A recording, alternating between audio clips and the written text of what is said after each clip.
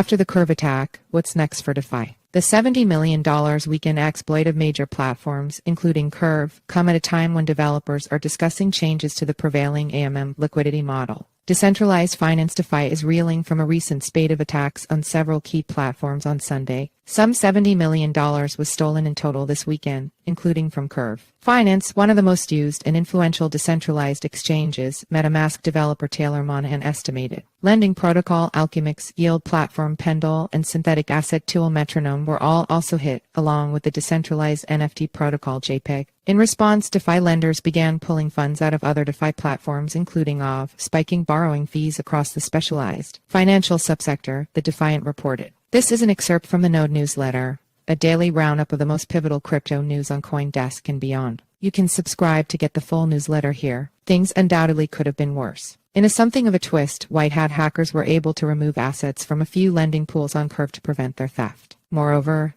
3 out of the 5 total malicious attacks were apparently front-run by MEV maximal extractable value experts. MEV is a controversial but unstoppable aspect of how public blockchains work, which allows third parties and automated machines to search out and reorder unfinalized transactions waiting in the mempool for profit. Coffee Babe ETH is responsible for reversing at least 2 of the malicious attacks by front-running the transactions, which may have been committed by multiple unconnected hackers. Chainlink, the on-chain data provider Akka Oracle system, is also receiving some praise for preventing sector-wide collateral damage in the attack, but seemingly in a roundabout way. Had platforms like Aave or other DeFi lending protocols used the now drained CRV/ETH Curve pool as an on-chain oracle, they would have gotten completely wrecked with bad debt, Link Marine Chainlink God tweeted. True enough, but maybe a tautology. The nature of the attacks is apparently rooted in vulnerabilities found in a programming language called Viper, used specifically to launch smart contracts on Ethereum. The programming language's core team, which was backed by the Curve team,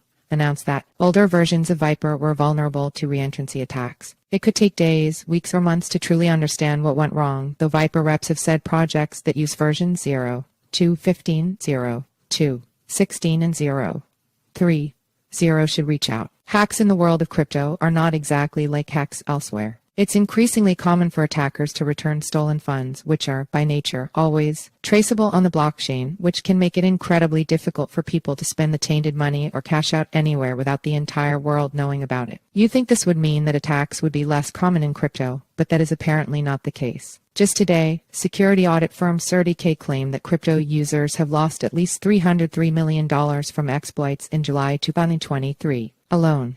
While the technical aspects of the attacks are still being worked out and the total fallout isn't yet known, there may be at least one clear takeaway. In the days following the announcement of UniswapX, a new product from the team behind the most popular decentralized exchange Uniswap, which would essentially use off-chain mechanics to execute trades, thereby saving Uniswap users in transaction fee costs, there has been talk about the future of DES. Apparently the world is moving in this direction.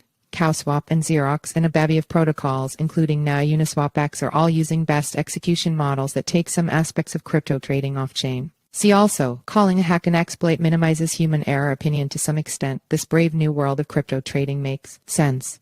In any market where competitors have to innovate to attract users, costs will always trend to zero. Crypto traders have also demonstrated that they would often be willing to trade in some of the assurances of fully on-chain crypto for better prices, faster transactions, or just a leg up, and that is exactly what happens when you take some of the order book process behind the veil of a proprietary trading algorithm supposedly working in your favor. The fellows on the chopping block discussed all this in their most recent podcast. But in light of this recent black eye for DeFi, considering that even on-chain trade execution can apparently go so wrong, doesn't it seem like an outsized risk to take out the only benefit that blockchain brings to commerce, immutability, and transparency? I don't know what the future of blockchain holds, but I'm increasingly told that it will not look like the familiar world of AMM's automated market makers, but something more programmatic and automated. Maybe that will come to pass, but you'd think people would want to work out the kinks of crypto first.